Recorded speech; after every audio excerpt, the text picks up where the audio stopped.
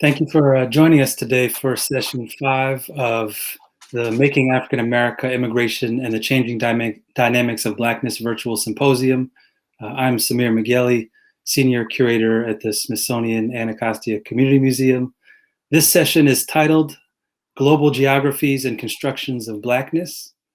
The session will address how Black immigrants and their interactions with African Americans have forged new and more global experiences of Blackness over the course of the 20th century. We're joined by a stellar group of panelists whose bios I'll read, and each of them then will proceed to present for about 15 minutes, and then we'll have an opportunity for conversation at the end. So feel free to chime in the chat function with questions and comments. So our panelists are, first, Lara Putnam, who is professor in the Department of History at the University of Pittsburgh.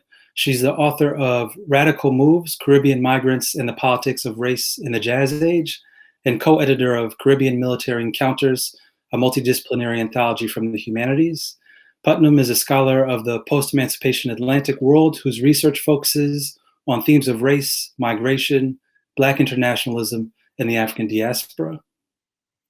Then we'll have Marlena Edwards, who's an assistant professor of African American Studies and History at Pennsylvania State University. Her first book will be an examination of West Indian and Cape Verdean immigrants and their lives after whaling in early 20th century New England. Edwards' research interests include multi-ethnic African American identities, African diaspora history, and women, gender, and immigration in the United States. Then we have Minkah Makalani, who is Associate Professor of African and African Diaspora Studies at the University of Texas at Austin.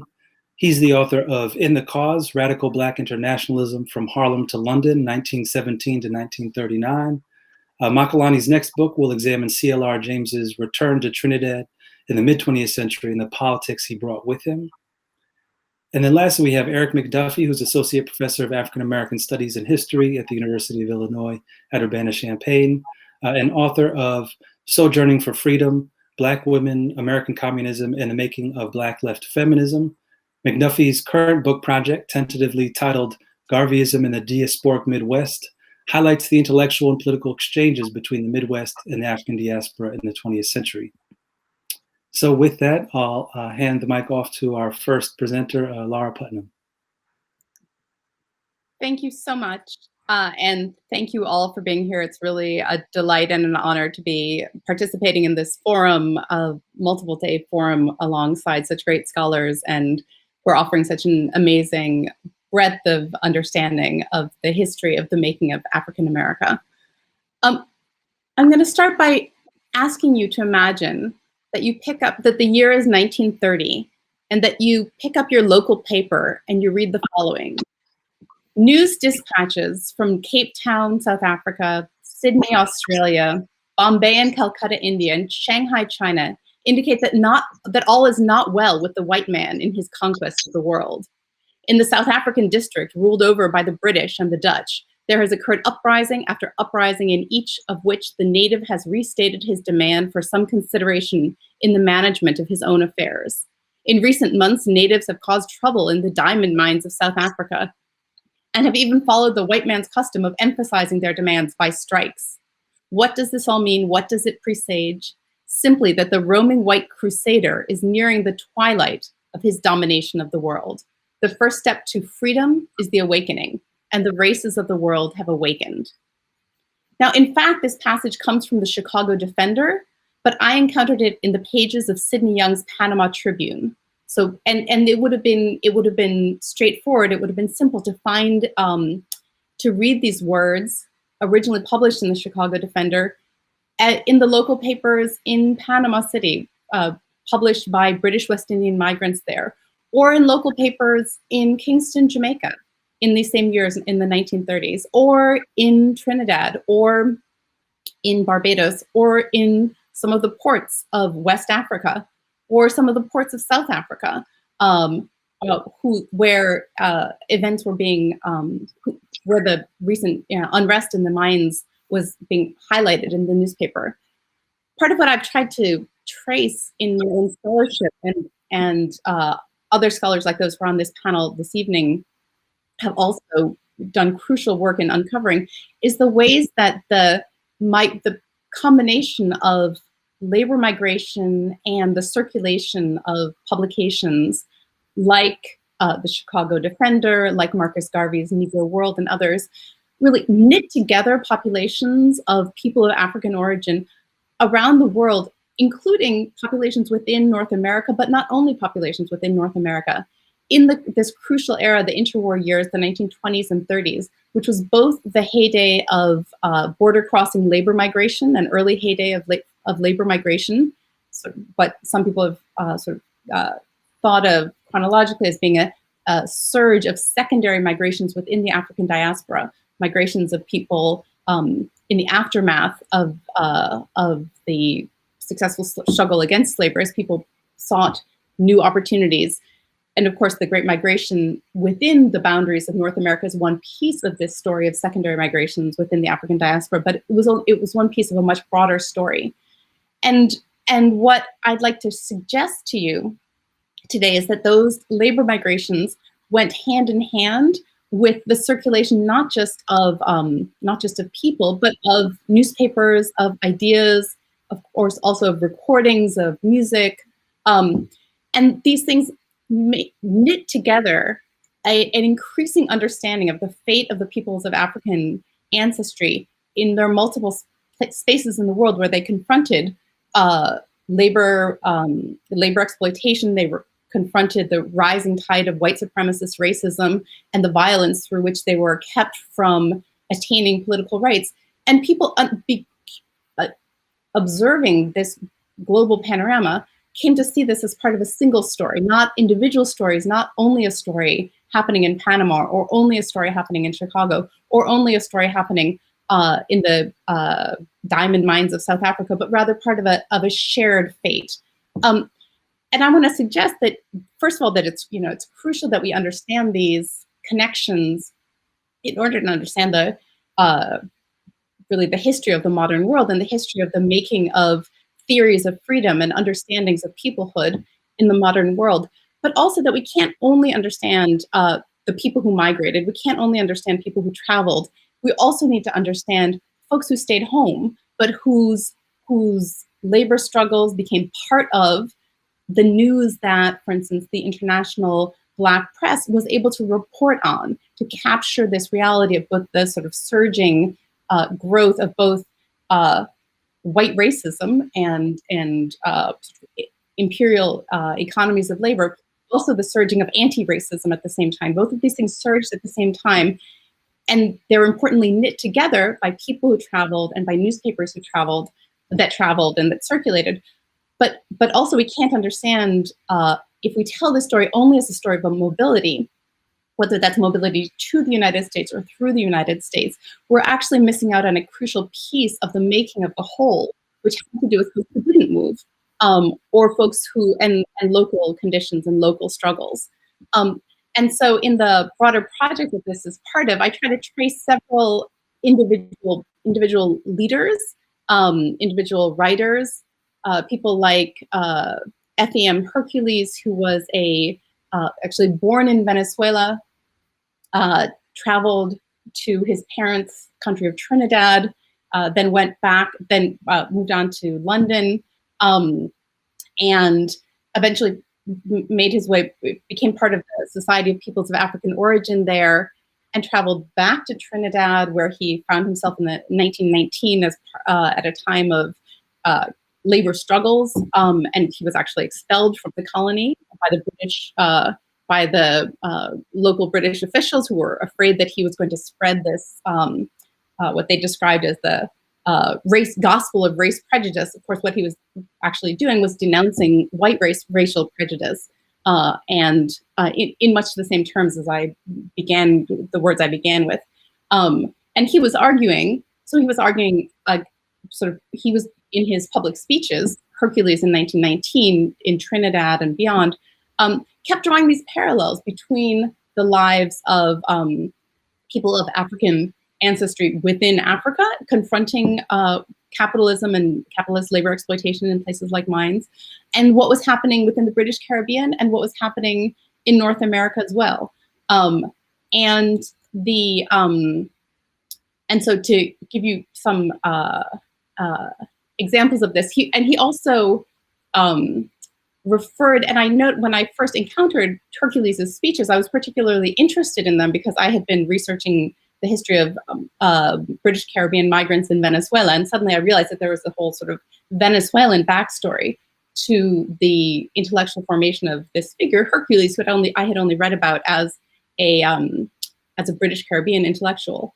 I then traced, on the one hand, I sort of traced his travels, and I realized that he actually ended up going to the United States and becoming a well-known preacher in his later years and throughout the 1930s, 1940s. He became absorbed into the broader world of African American Christian life. He founded a Bible school where many of which had a sort of special mission of educating women to become preachers themselves. And indeed, if you look at the notices at the time of his death, he was, as I said, he was a sort of very well-respected preacher. There's almost no mention of either his Caribbean backstory, his time in London, or much less the fact that he was born in Venezuela, sort of a really distant corner of the broad African diaspora. But I also, so this was sort of one thread that I followed through, was the thread of the story of FEM Hercules from Venezuela to London, back to the Caribbean, and then to the United States to ultimately become part of the making of the long-term making of sort of a Black religious tradition within the United States that fused together faith and claims to personhood and claims to full citizenship. But I also then went back to the context. What had he been saying? What had his preaching been, or what had his speeches been in the Caribbean in that year of 1919 that moved so many people, that drew so much attention? And I realized that again and again he was referring to, and some of the sort of most explosive things that he reported had to do with the treatment of women within Southern Africa, and the ways in which, as women, the women of Southern Africa protested against past laws that sought to keep them restricted in their mobility. As Black women within Southern Africa protested, they then became themselves the targets of physical assaults by the colonial authorities. They were subjected to degrading searches and strip searches and so on.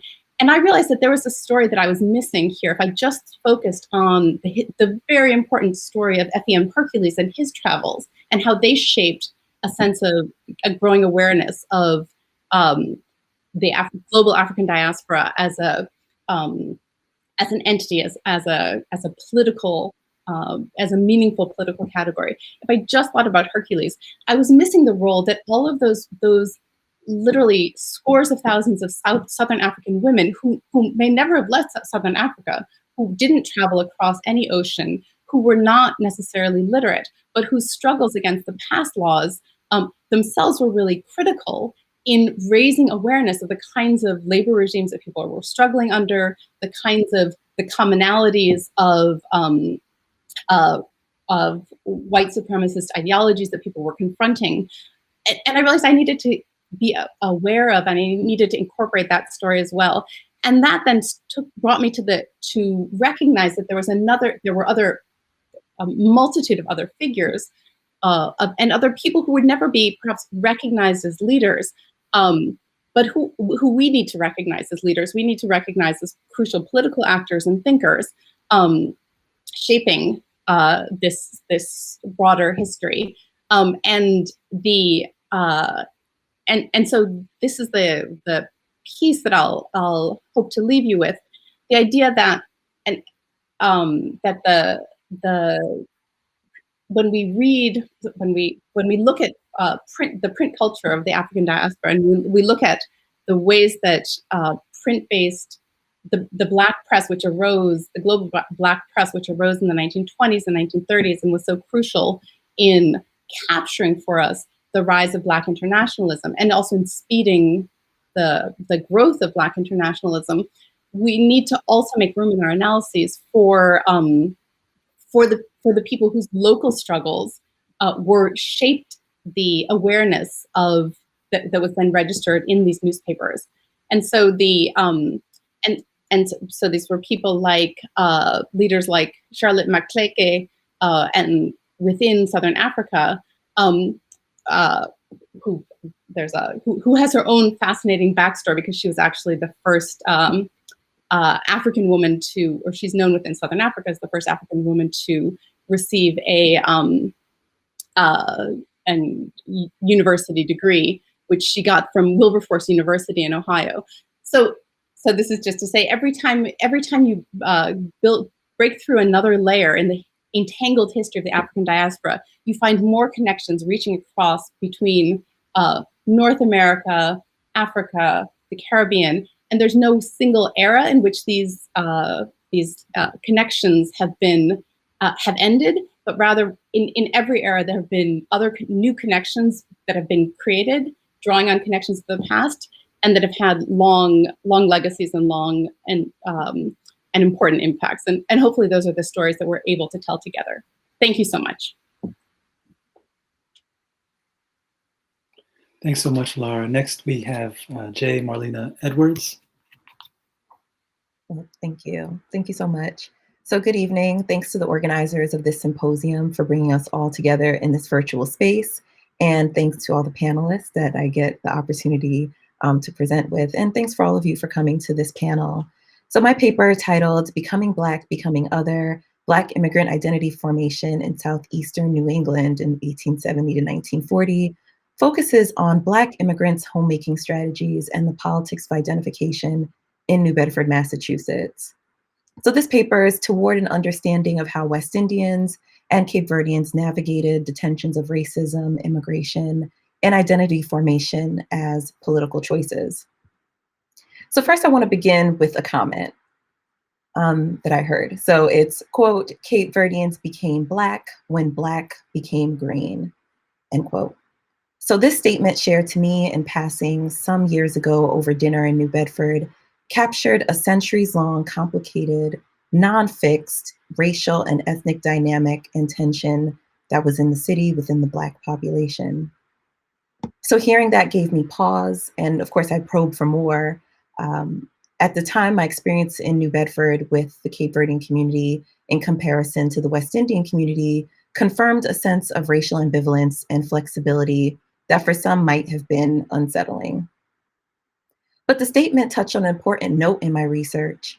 What are the boundaries of African American or Black identity if given latitude, or if not the term latitude, racial constriction? What choices were available to immigrants of African heritage and ancestry in self and group identification? And was it true that Black immigrants, particularly Cape Verdeans, opted into and out of being Black? So the sleepy city of New Bedford is a compelling site to begin to look at those questions. In the early 19th century, it was known as the whaling city. American whaling made the city the richest in the nation per capita. Even Herman Melville, the famed writer of Moby Dick, noted that, quote, nowhere in all America will you find more patrician-like houses, parks and gardens more opulent than in New Bedford. But in a more personal way, among the city's trans-migrant locals, New Bedford was lovingly regarded as, quote, the Cape Verdean colony in the Americas. This designation positioned New Bedford as a southeastern New England city as a promising site to interrogate questions of racial and ethnic identities for early 20th century African and African descendant immigrants. So while New Bedford was known for Cape Verdean immigrants, as they densely clustered and numbered in the thousands, New Bedford's West Indians in many ways hid in plain sight.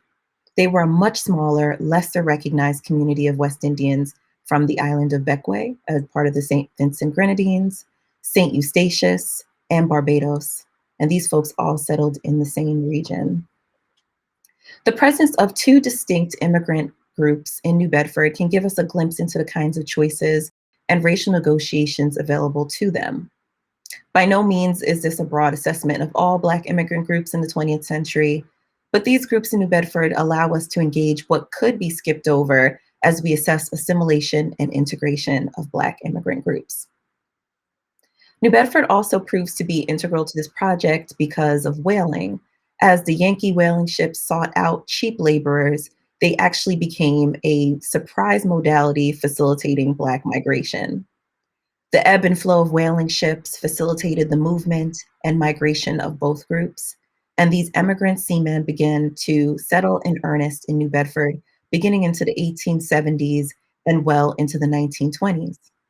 So focusing on homemaking as a political practice, I'm arguing that Black immigrants used residential settlement, something that we typically and seen as quotidian practice, to respond to their new home context and the Black-white racial binary.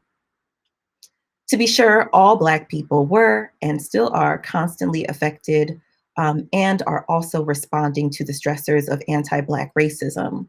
So this analysis engages the ways Black immigrants responded to those stressors as a way to complicate and create tension in literatures that seek to either homogenize and or ignore Black immigrants and their negotiations around those experiences.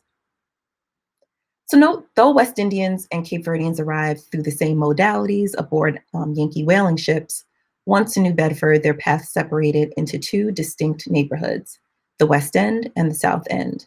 Though just a few streets away in distance, they were worlds apart in social organizations and culture. So New Bedford's West Indians from the Dutch and the British Islands settled in the West End neighborhood, which was a historically African American community. Within the West End, the West Indians maintained a semi-permeable, separate space lovingly referred to as the Hill. It was about 6 blocks in length and featured West Indian-owned homes, boarding homes, tenements, as small businesses, such as the soda shop owned and operated by station immigrant George Gruby, and Mr. Aubrey's barbershop. Mr. Aubrey was also from St. Eustatius. West Indians, being a small community, and that to be sure, they're in the low 100s in New Bedford, were actually family and friends, and they united in the city by chains of migration. Station Robert Coblins immigrated to New Bedford in 1871 and was the first West Indian to purchase a home in the city, inaugurating what would become the Hill in 1896. He later purchased a boarding home a few doors down from his house. Both homes, ironically, were on Middle Street, which became the center of the enclave and welcomed West Indian mariners. The Coblins house backed the Frederick Douglass Memorial African Methodist Episcopal Zion Church, known by locals as the West Indian Church, notably because Robert Coblins and other Dutch West Indians were frequent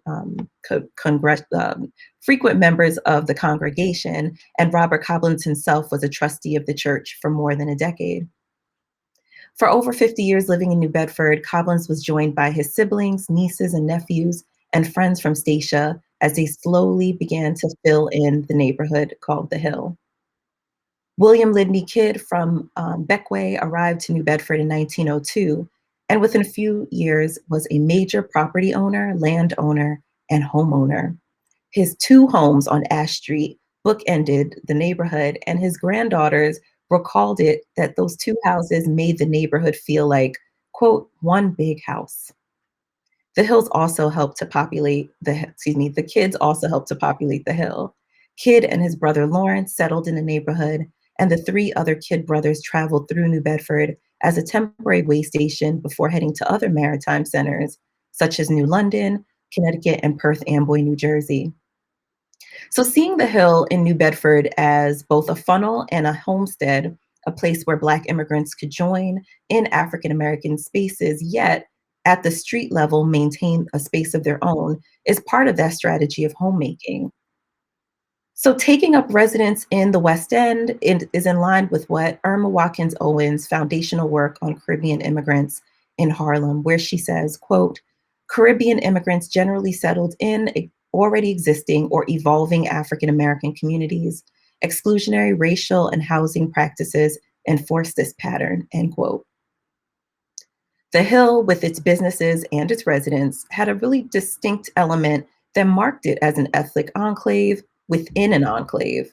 But to the outside world, West Indians were indistinguishable from their native-born African American neighbors and community members. The self-conscious settlement, if we're considering the political strategy of homemaking, likely bonded West Indian immigrants and their families to the African American community for generations. And while racial segregation might have limited their residential options, the construction of the Hill reveals that integration and being read as African American provided West Indians with significant social capital, whereby being leaders, as in the church, homeowners, and business leaders, they could hide in plain sight. And that really meant that they could integrate, access the currency of citizenship, and build the West Indian community through self-conscious homemaking practices. In contrast, less than a mile away, hundreds of Cape Verdeans, as Portuguese colonial subjects, settled in New Bedford's South End. More than 18,000 Cape Verdeans passed through the port of New Bedford between 1900 and 1920. But when they arrived, seeing themselves as, quote, Portuguese by blood, by aspiration, by ideas, but also Cape Verdean by birth, by heart, and by sentiment, end quote, they found themselves rejected from Portuguese and Azorian social and cultural institutions.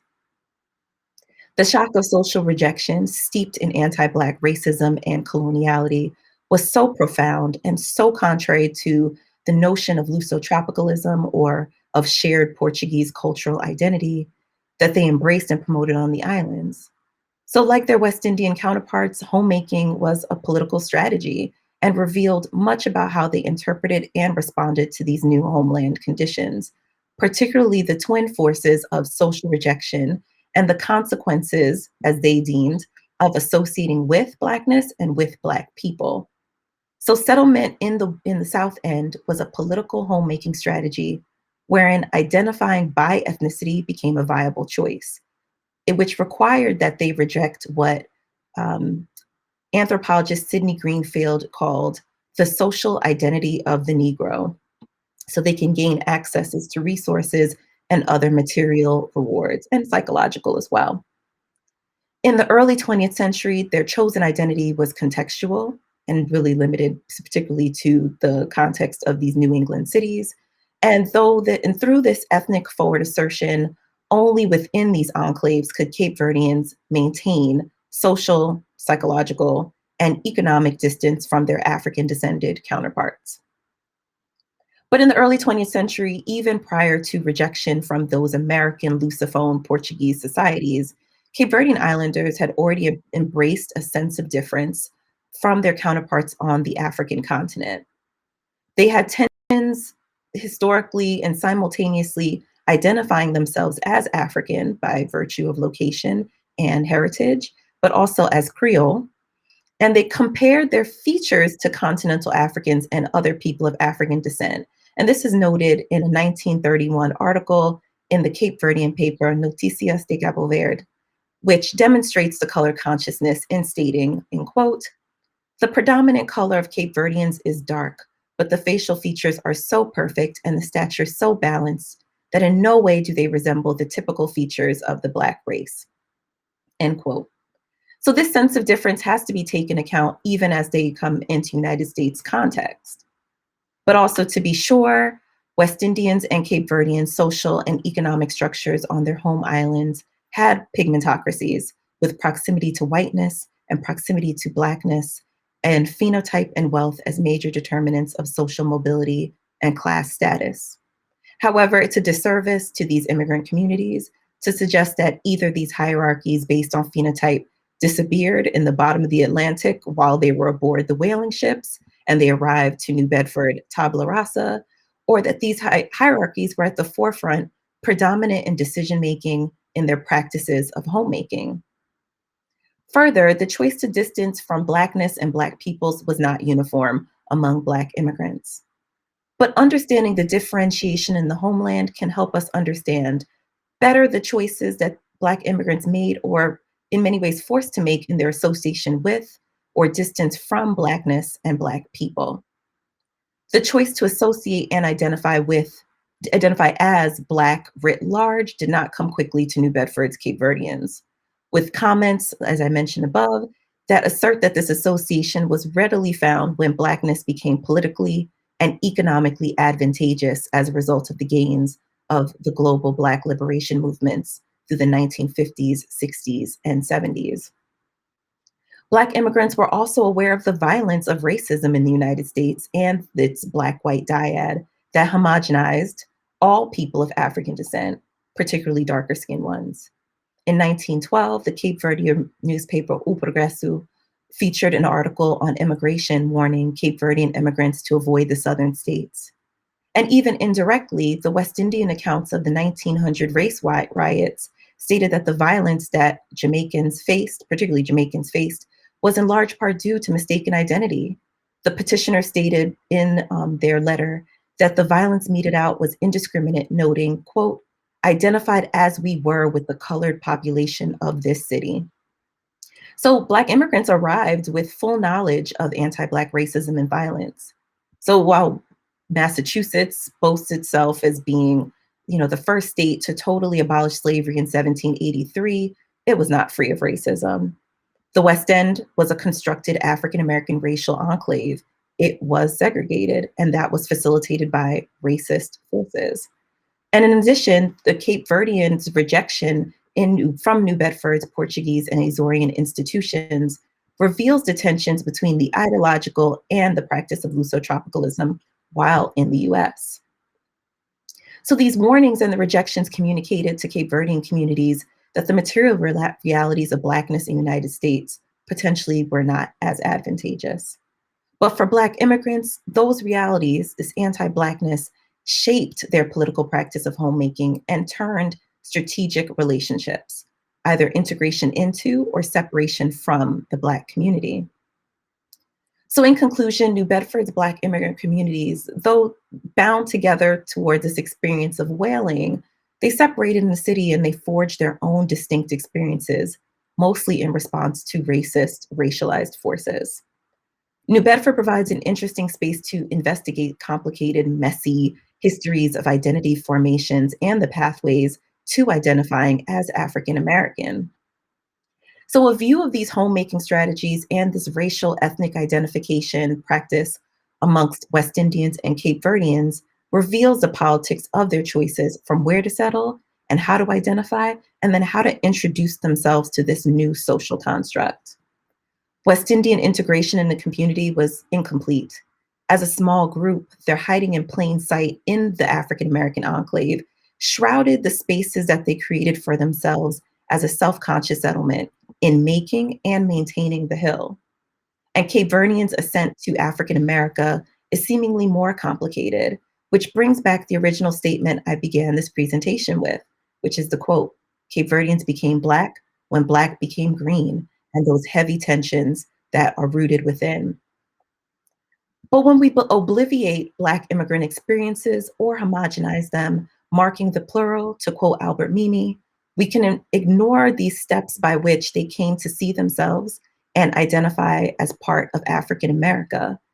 Further, when we mute or in contrast hyper-focus on intra-racial tensions between Black immigrants and native-born African Americans, we can lose focus on the reality that these groups are all responding to the pressures of the odium of Blackness to varying degrees. This too shapes African American identity formation. So I'm suggesting here that the case of New Bedford's Black immigrants brings into focus the ways that anti-Black racism impacted community formation and notions of Blackness in early 20th century New England, whereby homemaking became a political strategy and response to the contours and the navigation of which of African America. Thank you. Thanks so much, Marlena. Next up, we have Minkah Makalani. Thank you. First, want to express my gratitude to Kate for the invitation to participate, to Keith and everyone else at both the Center for Global Migration Studies and the National Museum of African American History and Culture for putting on this event and making this go off very smoothly. I didn't have a formal title for my paper, and this is in part drawn from, I'm drawing an episode from my first book, In the Cause of Freedom, and then I'm drawing on some of the kind of conceptual thinking I'm doing for the work around C.L.R. James and his thinking about democracy, to really think about this question of making African America. And so I have some hesitation about the idea of African America as kind of a single coherent unit. And I want to return to Harlem in the 1920s to kind of get at this question. And it isn't to say that there isn't something called African America, but kind of what is at stake in such a framing. And so in thinking about Harlem in the early 20th century, we are talking about, I think as many would recognize, a uniquely diasporic community. Langston Hughes perhaps best captured this complex tapestry when he described his earliest days in Harlem. Harlem, Southern Harlem, the Carolinas, Georgia, Florida, looking for the promised land, dressed in rhythmic words, painted in bright pictures, dancing to jazz, and ending up in the subway morning rush time, headed downtown. West Indian Harlem, warm, rambunctious, sassy, remembering Marcus Garvey. Haitian Harlem, Cuban Harlem, little pockets of tropical dreams and alien tongues. Melting pot Harlem, Harlem of honey and chocolate and caramel and rum and vinegar and lemon and lime and gall. It was in this Harlem that many Caribbean radicals began to express a notion of Blackness that sought to destabilize the colonial assemblages of the British West Indies and the United States that structured and governed race, as the ordering frames that gave us the categories of Caribbean and African American, which we presume to mark particular histories, cultures, and social practices and sensibilities. They also provide us the constructs within which we tend to think about how Black people have sought a mode of being together. In part, this is a problem of the specter of politics. If we take politics to mean not merely the nature of rule or simply efforts by groups to gain advantage within given fields of association, but also attempts to adjust or alter a group's position within that field, then it might prove necessary to maintain those national and ethnic distinctions that carry with them an ensemble of racial structures that would seem to make sense of Blackness. But I want to suggest that this is more of a problem than we tend to think. Politics, by definition, requires a delimited focus. The National Association for the Advancement of Colored People, the Universal Negro Improvement Association, the National Association of Colored Women's Clubs, the Brotherhood of Sleeping Car Porters, and the African Blood Brotherhood all sought to speak for Black people as a whole, but often focus on organizing specific groups. This might be what Hubert Harrison was trying to get at when he called the NAACP jokingly the National Association for the Advancement of Certain People. Yet what Hughes calls the, quote, Harlem of honey and chocolate and caramel and rum and lime and gall is not necessarily a Harlem focused on politics. Rather, it suggests what Richard Eiton calls the Black fantastic, those practices that destabilize governmentalities and our understandings of reason and propriety, yet, quote, maintain space for substantive, open-ended, deliberative activity and the related commitment to the nurturing of potentially subversive forms of interiority. We might see this as a poetics that, as Suzanne Césaire reminds us, has the potential to take us into a new time and a new world in pursuit of, quote, the most beautiful ambition of the human, to know the unknown. It is not coincidental then that the pursuit of such a mode of being together often involved attempts to grapple with the limitations of the political that occurred alongside forms of association that exceeded the normative range of politics. And I want to consider the effort by a number of Caribbean Black radicals in Harlem to grapple with the complexities of US racial formations based on their experiences with color in the British West Indies. After nearly 15 years living in New York, the radical journalist Cyril Briggs, who came from the leeward British colony of Nevis, wrote openly about what he considered the troubling habit among African Americans to view his light complexion, and by all accounts, he was phenotypically white, as a status symbol. In particular, he was disturbed by Black people described as brown skin and high yellow, expressing a sense of superiority toward pure Blacks who sought to connect themselves, quote, with the best white blood of the South and the North. W.A. Domingo, who immigrated to New York from Jamaica and worked with Marcus Garvey as a teenager in Jamaica, was similarly concerned that the use of the term colored for Black people in the United States might introduce a West Indian style racial hierarchy where colored was a classification, quote, for a more or less exclusive or distinct group with definite group interests, set apart from the people classified as Negro. He warned that the colored label threatened to exacerbate intra-group antagonisms and introduce a structure where Negro, quote, connotes a status lower than that connoted by the word colored. Indeed, Eula Taylor explains of Amy Jakes Garvey's encounter with racism when she arrives in the United States and her later decision to join the UNIA as indicating that, quote, she had by then relinquished some of her culturally colored attitude and embraced her Blackness in a new way. Now, curiously, these attempts to challenge the way that color worked based on their experiences in the British West Indies had little effect on a notion of Blackness that got away from national distinction. And this would become starkly apparent in what is known as the Garvey Must Go campaign. The rise of Marcus Garvey and his UNIA, which enjoyed a large working class and Southern Black membership, along with a sizable Caribbean membership, would bring into relief the enduring power of the colonial assemblages of race within elite Black intellectual circles. Indeed, while Caribbean radicals like Briggs and Domingo agreed in general with W.E.B. Du Bois's assessment that one of Garvey's main problems was his failure to realize, quote, that the American Negro problem is very different than the problem of the Negro in the West Indies, they rejected the suggestion that Garvey's flaws were inherently Caribbean. Though critical of Garvey themselves, they easily recognized the dangers in highlighting nationality and disparaging the UNIA's membership as poor, ignorant West Indians. Yet the acrimony toward Garvey rose sharply following his ill-advised meeting with the Ku Klux Klan in the summer of 1922.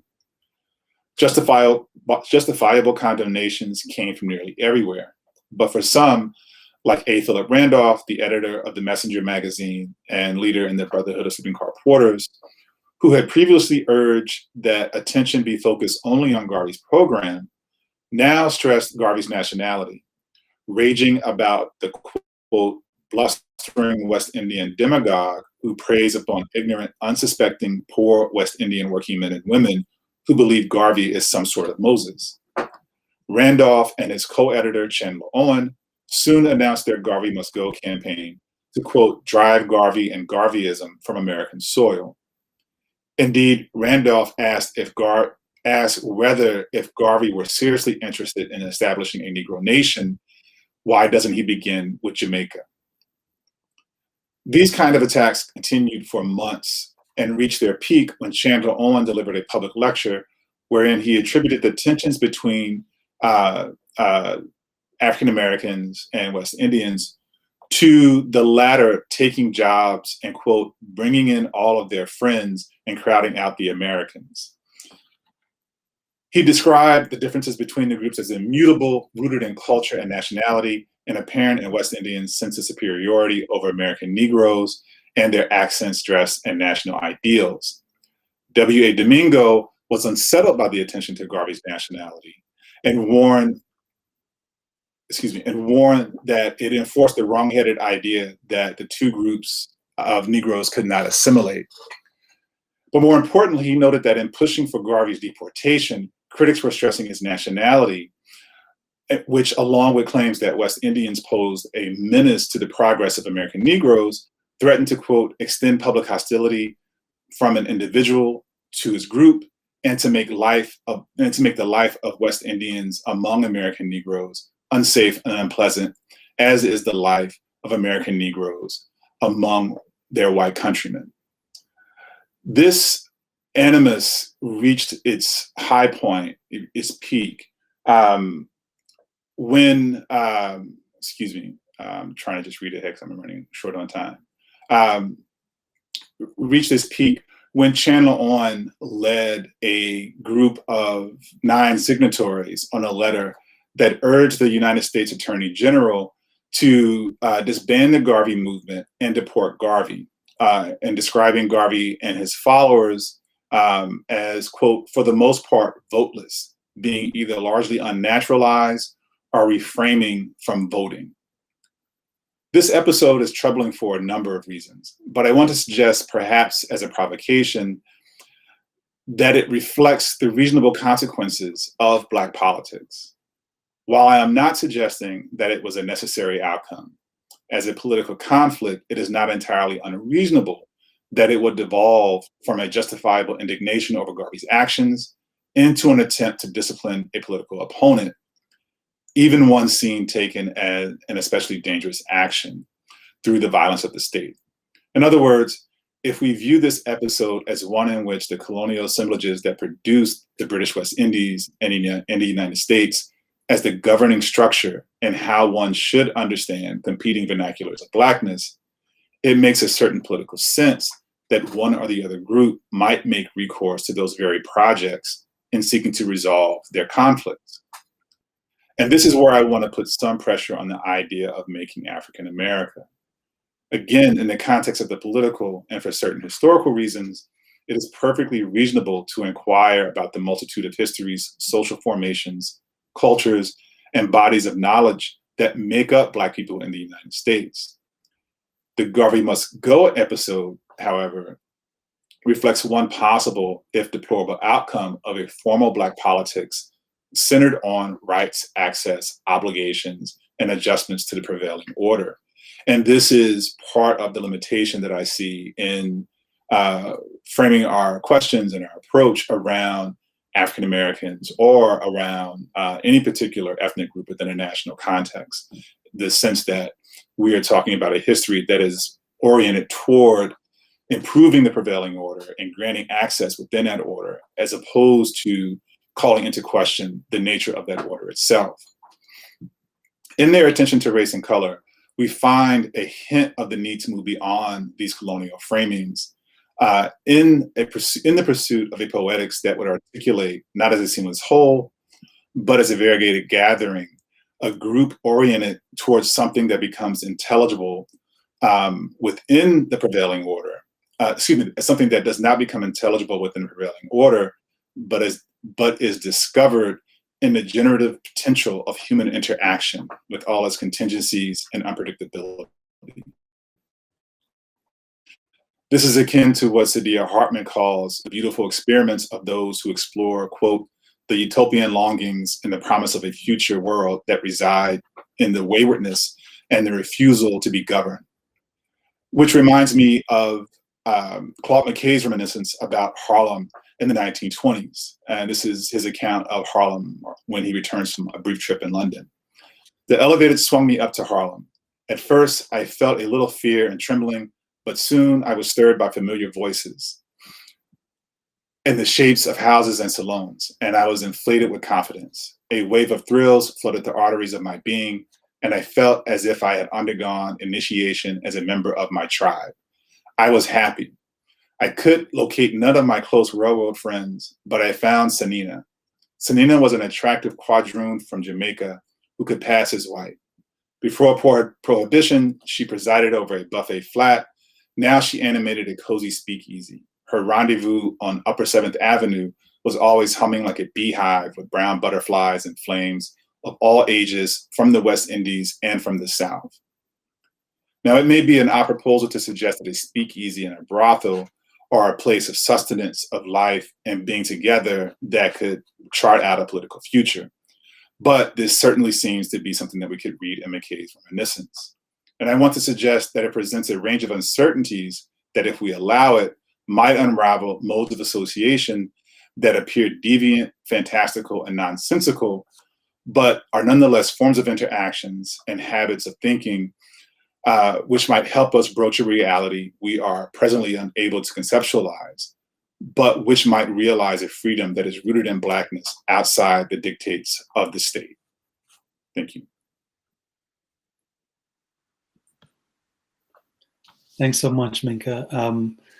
And lastly, we have Erik McDuffie.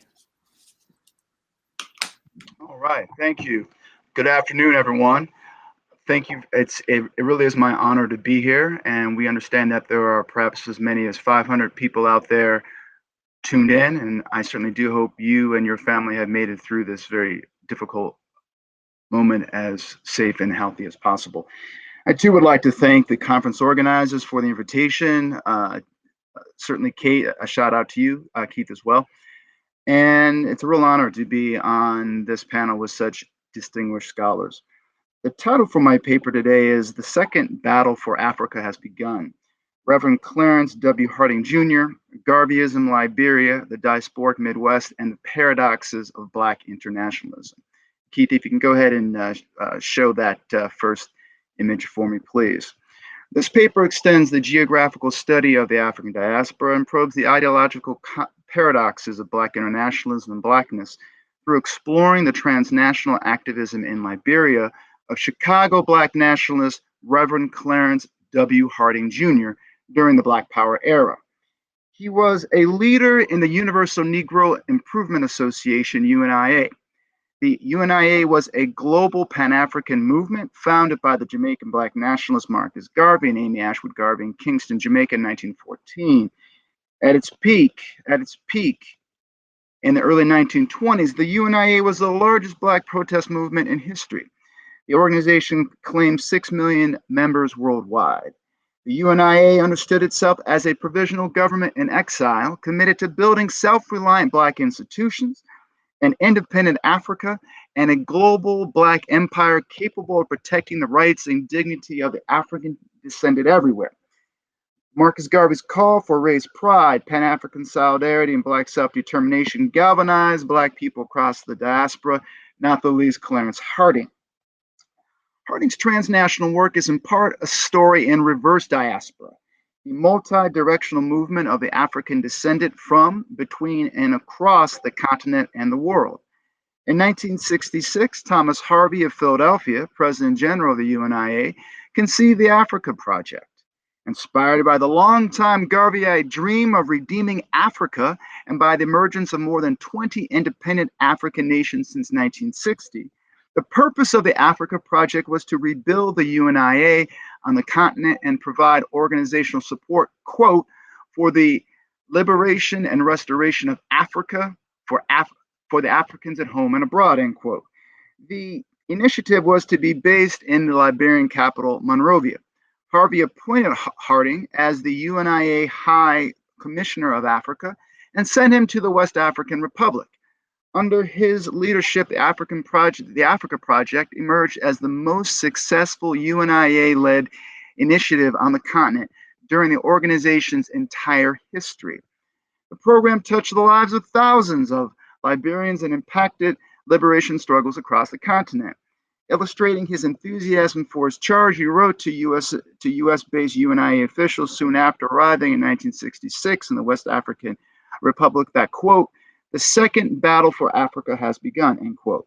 Well respected both by Black young college-educated militants and by everyday indigenous working class people in Monrovia and beyond, Harding remained in Liberia until his untimely death in 1978.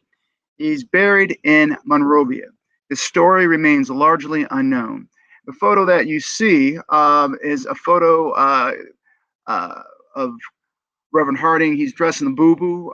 He's inspecting UNIA, the UNIA Medical Battalion on Broad Street, which was then the main thoroughfare of Monrovia. That photo was taken in August of 1977. This paper has two primary objectives. First, tracing Harding's journey to the continent expands the geographic, analytical, and temporal scope of the study of Garveyism, Africa, and the Black world by illustrating the history of what I call the diasporic Midwest. I use the diasporic Midwest as an empirical and theoretical framework to extend the study of the African diaspora by tracing the significance of the American heartland as a center of Black internationalism, to appreciate the gender contours and paradoxes of Pan-African movements, and to chart a genealogy of global Black freedom struggles through Garveyism. Second, this paper offers critical observations about the paradoxes and complexities of Black internationalism in general and Garveyism in particular. I define Black internationalism as a framework for appreciating the varied ways Black activists, movements, and everyday people understood liberation in global terms and forged transnational collaborations and solidarities with people across the African world and beyond. Fundamentally, I'm concerned here with challenging a tendency among scholars who too often frame Black internationalism as categorically progressive or radical. Certainly, scholars such as Carol Boyce Davies, Eula Taylor, Deo Go, or Michelle Stevens, Keisha Blaine, Ashley Farmer, among others, have called out and examined the masculinist and heteropatriarchal contours of Black internationalism, nationalism, and internationalism. However, less attention has been paid to what the historian Monique Badassi sees as a failure of scholars, quote, to grasp how Black people around the world have facilitated the suffering of other Black people and have propped up white supremacy by endorsing capital and by embracing colonial frameworks, end quote. This assessment applies to Garveyism. Scholars have rightfully acknowledged the critical importance of Garveyism, and the UNIA to 20th century decolonization movements across the African world, Black power, and Black culture. Yet scholars too often have sidestepped or sought to explain away the ways Black nationalists in the Garveyite tradition collaborated with white supremacists, upheld capitalism, and promoted what religious scholar Sylvester A. Johnson terms Black settler colonialism. He uses the term to describe, quote, a central paradigm of political theology and self-determination among African descended people in the United States, end quote, articulated first by 19th century African American immigrationists who desired to build a New World Black settler colony in Liberia and to redeem the, quote, race from heathen backwardness, end quote, through promoting civilization, modernity, and Christianity. Similarly, historian Tunde Adeleke, in his brilliant yet often understudied monograph on African Americans, 19th century Black nationalists and the civilizing mission, argues, quote, Europeans and Black nationalists constituted two rival groups of imperialists of unequal force who converged on Africa in the second half of the 19th century, end quote. Quote, the contradictions in Black American understanding and interpretation of African societies and values, he adds, compelled some Black Americans to identify with the schemes that ultimately destroyed African sovereignty, end quote. This tendency was apparent in Garveyism.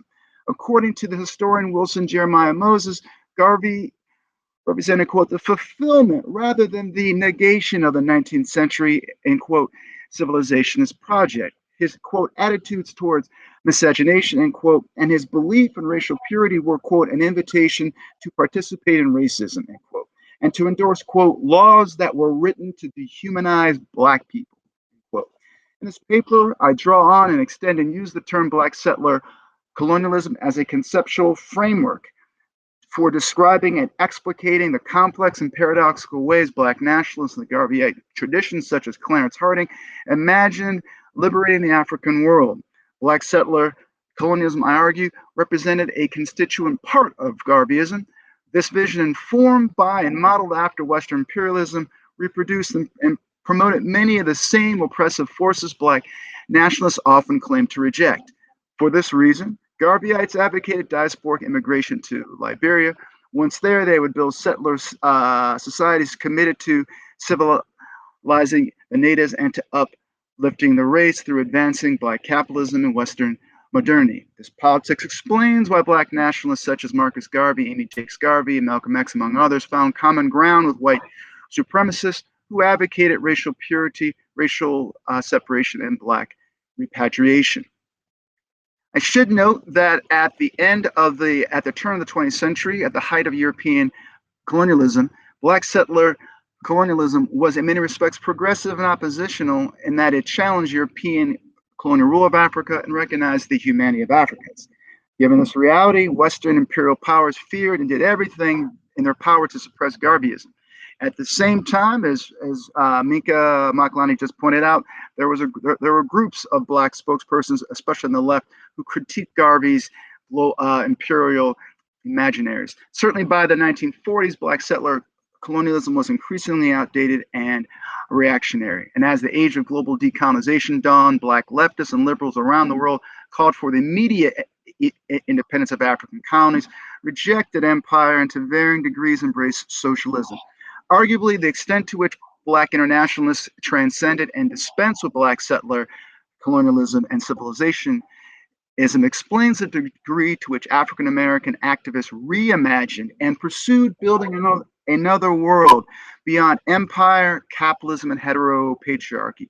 Harding's transnational work in Liberia then provides insight into the paradoxes of and to the possibilities of transcending Black settler colonialism and to the complexities of the meaning of Africa to the ongoing remaking of Black America. That said, in the last 5 minutes that we have here, and this is fun, I just wanted to put all that stuff out. We can go to the second slide, please.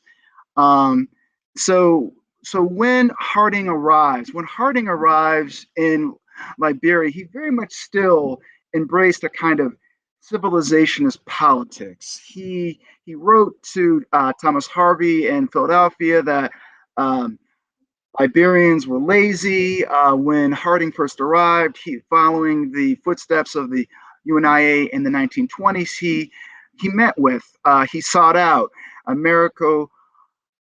Liberian politicians and leaders. But within the short span of a few years, he shifted. He moved his primary base of support to local indigenous people. The UNIA in Monrovia became a center of international Black power, became a center of Black radicals coming together. And particularly what's most interesting was this institution called the Marcus Garvey Memorial Institute. Here's a picture of graduates from the school in 1978. Over its 10-year span, the school educated more than 5,000 African students from multiple countries across the world, and not just in history, writing, and in Black radical politics. If we can go to the next screen, please. We'll see a picture of the school. And what's particularly interesting about, is there a picture of the building? If not, that's okay. Just hold here, please, since time is of the essence. What's particularly interesting, there's a photograph of the school. This is where the Monrovia UNIA met. The school, the Marcus Garvey Memorial Institute, also became a gathering place for young radicals in Monrovia and beyond. And in doing so, it became a space for conversations about anti-imperialism, Pan-Africanism, that were very much in line with the kind of radical third worldism of the time. Harding got became very cool with, very interested in the PAIGC, Cabral, and indeed the Monrovia UNIA sent troops to Angola and Mozambique to fight against Portuguese imperialism, and in fact, troops died in action, which, from what I understand, is the only time in the history of Garveyism in which Garveyite troops actually died in action. The point here, folks, that we're trying to get at, and if we can go to the last screen here, is that what we see over a 12-year span of Harding in Liberia is how he gradually dispensed with a kind of civilizationist politics due to his location in Monrovia, which scholars so often have overlooked was indeed a center of Black radicalism. And in particular, this gentleman here, that's a picture of Dr. Amos Sawyer, who was born in Liberia, who came to Chicago, did his PhD at Northwestern. And it was there from his interactions with Garveyites in Chicago that he learned about Reverend Harding's work in Liberia, because Reverend Harding maintained his contacts with his people in Chicago, and Midwestern Garveyites were critical to providing financial support to the Marcus Garvey Memorial Institute. Dr. Sawyer was a member of a group called the Movement for Justice for Africa, the leading Pan-Africanist oppositional group in Monrovia, and ultimately Amos Sawyer would, from 1990 to 94, actually become the interim president of Liberia. Young Liberian radical, young indigenous working class people embraced and adored Harding. And indeed, what's important about Harding is how, again, by being in Monrovia and his encounters with young people, he rethought his Black politics. So in conclusion, I'd like to say, and I'm more than happy to talk about this during the Q&A, one, the importance for us to expand the geographic parameters of the African diaspora by centering the diasporic Midwest to the conversation, the need for scholarly interrogations of the ideological complexities and paradoxes of Black nationalism, radicalism, and internationalism. And lastly, I kind of hinted at it, for us to think more critically or about how Garveyism fits or does not fit or transcends what Cedric Robinson refers to as the Black radical tradition. Thank you. Thanks so much, Eric, and thank you again to all of our panelists for their really wonderful papers. We now have about 20 or so minutes for Q&A, for discussion, which I'll kick off here with a question that came in through the chat from Shakira Crawford for Professor Putnam. The question is, can you elaborate a bit about this tension between the desire to trace the transnational mobility of African diasporic peoples, but also not forget to situate them in the local? Sure. Part of what I'm, eager to make sure that we as scholars recognize is that it doesn't make sense if we're trying to understand the history of Black internationalism, and this really comes through in my fellow panelists' words as well. We can't only understand the people who traveled the farthest or the words that traveled the farthest in order to understand the impact of those words, and also, arguments over them, disagreements with them. And so what I'm sort of advocating for is making sure that we're recognizing the complexity of the huge variety of Black experiences, the experiences of Afro-diasporic people, which necessarily means also attending to the ways that folks who never left home struggled locally, created political forms, created notions of political personhood and citizenship and so on that reverberated even if they didn't themselves move. And so it's a matter of, and I think scholars based in North America have not always given appropriate scope to the breadth of our understanding and the important research being done outside of North America by scholars elsewhere, or by people whose research topics may not look transnational and yet are totally the understanding of the again, sort of the emplaced Black experience at multiple sites is critical to understanding the transnational history of when people did connect or when people did travel. It needs to be both and rather than either or. Okay, we have another question here, and this one directed to Professor Makalani. This audience member said, I really appreciated your definition of politics. Could you explain a bit more how politics went beyond our traditional ideas, voting, office holding, etc.? How does this more expansive definition of politics let us see past the past differently, particularly the past of Black migrants?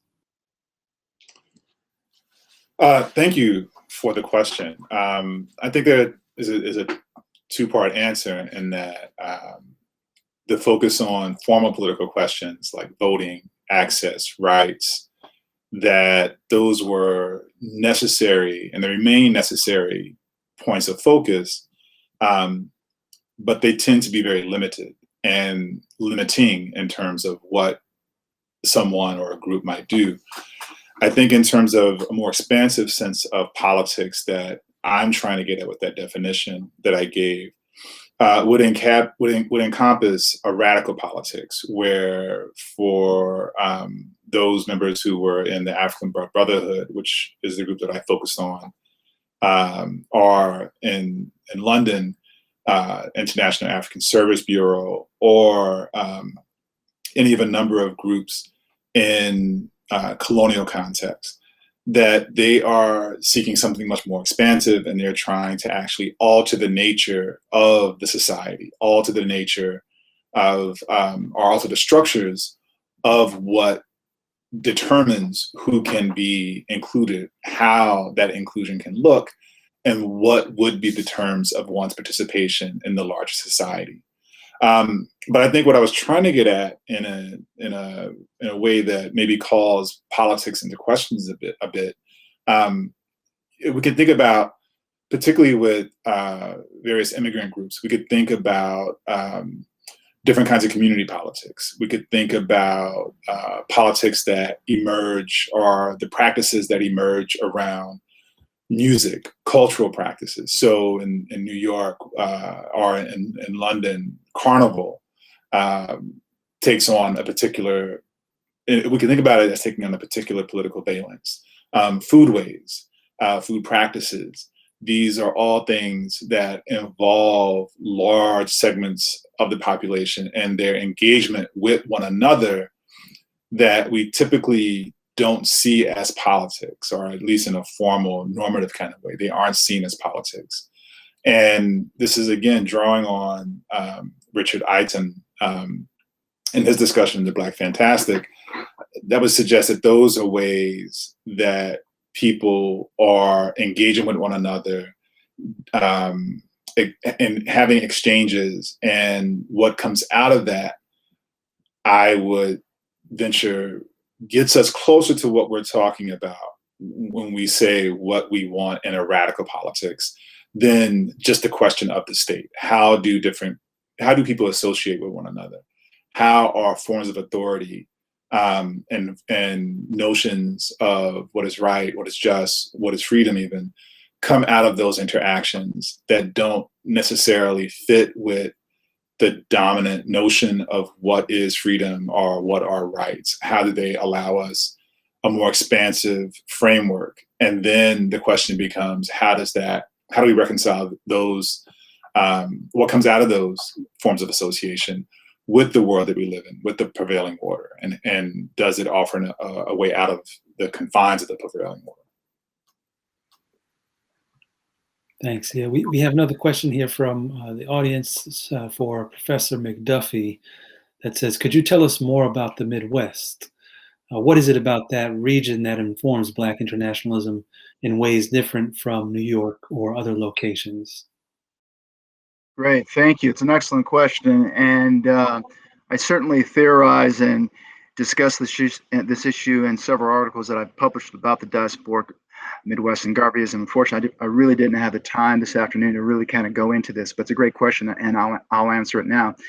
I think what's interesting about the Midwest, or just to perhaps step back, that so often when we talk about the African diaspora in relation to the United States, we focus on Harlem, we'll focus on Charleston, we'll focus on the East Coast. And again, I'm certainly not trying to suggest that we should not look at those places as important sites of diasporic encounter, politics, exchange.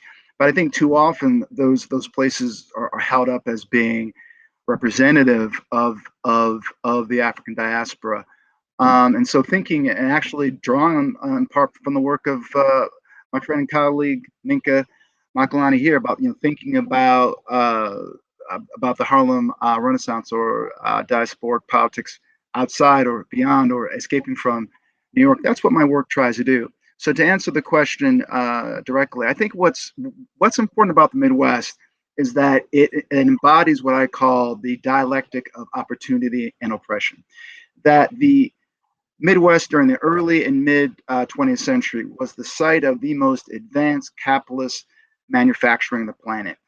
Cities such as Chicago, Detroit, Cleveland, through automobile manufacturing, the stockyards, steel, again, were centers of capitalist accumulation, profit, and again, symbols of U.S. prosperity, which prompted millions of people across the world to come to Chicago, Detroit, Cleveland. And of course, several million Black folks would come from the South and globally to these places. So one level, Black folks found unprecedented opportunities, economic opportunities in those mills, in those plants. They earned wages that they could find nowhere else, and they could also vote. But at the same time, they were exposed to a very virulent form of racial oppression. And you might say, well, how was that different from what Black folks experienced in Harlem? Well, I think it's important to keep in mind is that, especially in the 20s and 30s, don't forget, the Midwest was a hotspot of the Ku Klux Klan, of white fascism, of what we would now call white militias. There was no real Klan in Harlem. There was a huge Klan in Chicago, Detroit, Central Michigan. So it's no surprise that people such as Malcolm X, right, who come out of the Midwest, right, or rather, if we think about the number of radical Black formations or working class formations that came out of this region, be it More Science, the Nation of Islam, the Peace Movement of Ethiopia, the League of Revolutionary Black Workers, and of course these groups kind of span the ideological range. And of course, Garveyism was a hotbed. I mean, Garvey himself acknowledged the importance of the Midwest to this broad movement. So in short, what the Midwest would do, it would create, in part because of the enhanced economic prosperity and power, Black folks would build long-lasting institutions and had the resources to support Black groups. So again, going back to Harding, again, he was born and raised in Chicago, but he was supported by, his school was largely funded by Midwesterners who were well paid, who did very well in all of those heavy plants. So thank you for that question. Great, thanks, Erik. We have another question here from the audience, this one for Professor Edwards. There's a conversation happening in the chat about the racial categorization of Cape Verdeans. Could you discuss how the migrants labeled themselves and how others saw them? Yeah, absolutely. It's definitely complicated. Like, that's not one thing that I will ever say that it's an easy sort of discussion talking about Cape Verdeans. But if we're talking the early 20th century and not a presentist identity, there are multiple ways that Cape Verdeans saw themselves in time. So you have examples of, I mentioned earlier that it's not clear that every single Cape Verdean or Black immigrant distanced themselves from Blackness or Black identity. You have the preacher Sweet Daddy Grace, who totally emulated and really respected Black identities. Even you see it in his rhetorical preaching style. He definitely picked up on an African American preaching style. And his name was Manuel Grasa, and he went by Sweet Daddy Grace, right? Trying to really speak to his connections to Blackness, to Black people. But amongst Cape Verdeans in New Bedford at the time, and even in Providence, Rhode Island, you'd see this range as well, right? That there was a clear case of calling themselves Cape Verdean first, right? That it's Cape Verdean first, and then by island identity second. We see this also coming up in literature around Caribbean immigrants too, who would identify as, let's say, Jamaican first, and then they would say West Indian, or then Black. So there's that going on, this sort of ethnic/national identity, then toward a racial one. But Cape Verdeans often operated on the sense of an ethnic identity. And you can find this in sort of cases and stories of Cape Verdeans who leave, and Amina Pilgrim's work picks up on this, that Cape Verdeans who leave New Bedford and go to places like Baltimore, and there are signs like, colored only or no colored allowed, and they would go into the section of, the section that was for no colored allowed, and they were shocked when they were pushed into other places because they themselves didn't identify as Americanos du Cor, right? They didn't see themselves as Black Americans or Americans of color.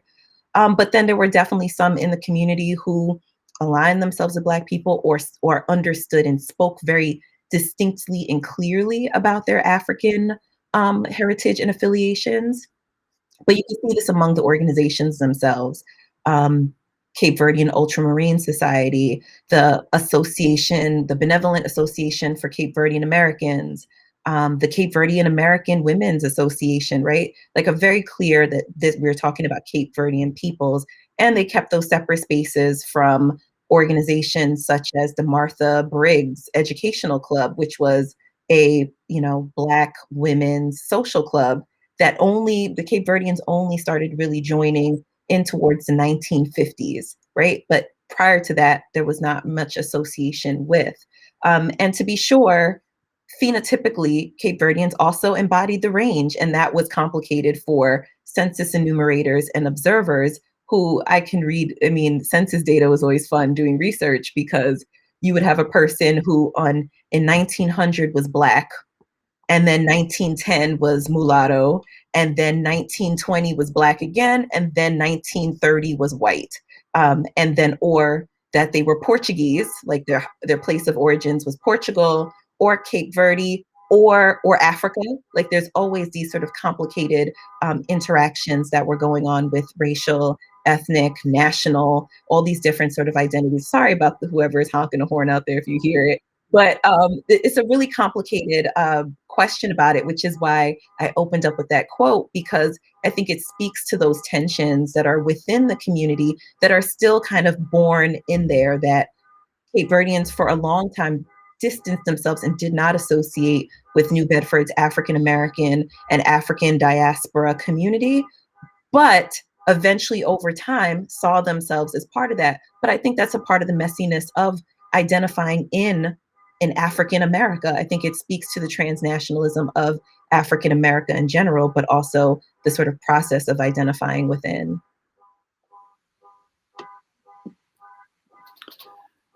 So we have a question here for the whole panel. And since we have just about 7 or so minutes left, if each of you could maybe take about 1 minute, 2 at most, to answer this, if you'd like, maybe in the order in which you presented. So starting with Lara, is it possible, based on research, to discuss how your findings complicate or disrupt our understandings of Blackness? Sure. I think the part of what comes to the fore in all of the research that we've heard on this panel is that the diversity of experiences of Blackness globally have continually driven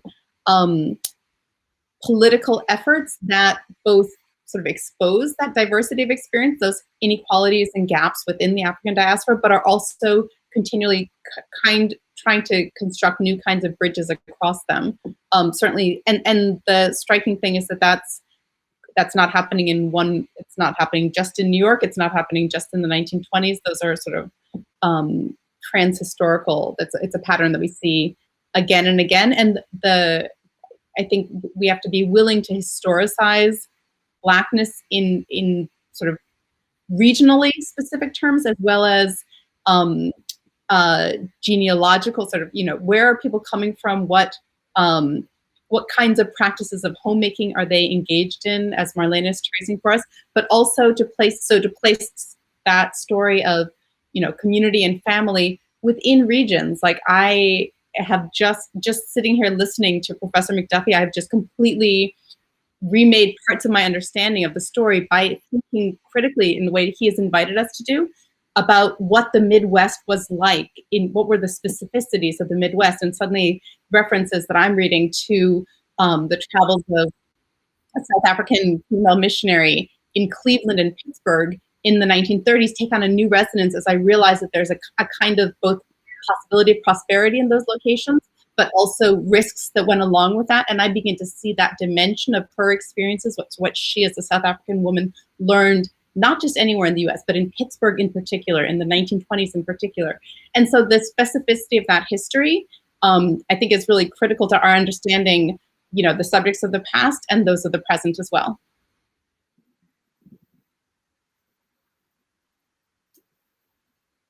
Oh, I can go. So I think that in many ways, because I think Lara summed it up so well, but I think in many ways, when we're thinking about what complicates or disrupts ideas about Blackness, I think what all of the presentations and what we all kind of talked about was inherently thinking about transnationalism at the core of Blackness, which is, I mean, something that we all understand. We're talking at the beginning of the transatlantic slave trade, at the minimum 10 million people were displaced, African people were displaced into this hemisphere, into the Western hemisphere, from Brazil to the Caribbean into North America, and how that really shapes this undergirding of what we can start to even complicate Blackness or African America spherically as a place that has always had ties that have been multinational, multi-ethnic, multi-regional. And I think that that's what all of these papers are doing. And for my research, it doesn't necessarily put Black immigrants at the center. I think it puts Black immigrants in conversation with other African diaspora groups in a place like New Bedford's a really small little sort of case study. But by looking at this, I think we get to really hone in on the sort of complicated and challenging ways that Black immigrant groups start to see themselves as part of this larger diaspora, not just a diaspora from their own homelands, but now on the whale ship, on the docks, in the city, start seeing themselves in relationships to others. And so I think that when we start looking at homemaking politically and the sort of structures around what does it mean to set up a home in a space, I think it ends up contributing to our understandings of development of Blackness, but also in response to the challenging forces of racism, right? Like we can't discount how racism then affected Black immigrants. And so in my mind, this speaks a lot to the discussions that are contemporary around ADOS, or the American Descendants of Slavery, that allows us to start thinking about, if we start thinking about Blackness as transnational, then we start to invite Black immigrants, other diaspora subjects inward, rather than creating these sort of divisiveness outward. Because historically, like Lara was saying, and like Minkah was saying, and like Erik was saying, was that we need to start making these sort of global connections, and how transnationalism is in one direction. It's multi-directional, and it's really informing the processes of self-identification. And so not just complicating our ideas about Blackness, but also complicating our ideas about what it means to be African American or part of African America. And so I think looking at Black immigrants next to and in tandem with native-born or US-born African folks, we can really start to see these connections in the ways that there's actually more in common than there is dissimilar. And rather than disruption, I'm hoping for community and continuity in the research.